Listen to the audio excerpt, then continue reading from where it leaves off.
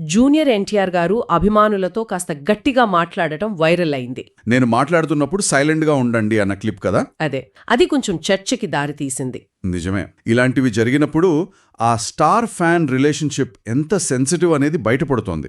ఒకవైపు అభిమానుల ఉత్సాహం, మరోవైపు స్టేజ్ మీద మాట్లాడే వారికి కాన్సంట్రేషన్. ఈ బ్యాలెన్స్ కొన్నిసార్లు కష్టం. చిన్న మాట కూడా పెద్ద చర్చకు కారణమవుతుంది. అదే ఈవెంట్లో ఇంకో విషయం కూడా జరిగింది. నిర్మాత నాగవంశీ గారు ఇది హృతిక్ రోషన్ టాలీవుడ్ ఎంట్రీ, ఎన్టీఆర్ బాలీవుడ్ ఎంట్రీ కాదని చాలా క్లియర్గా చెప్పారు. ఎన్టీఆర్ గారు కూడా యాక్సెప్ట్ చేసినట్టున్నారు కదా. అవును, సమర్థించారు. త్రివిక్రమ్ గారు కూడా మాట్లాడారు. హృతిక్ కహోనా ప్యార్ హే తన ఫస్ట్ థియేటర్ సినిమాల్లో ఒకటని చెప్పారు.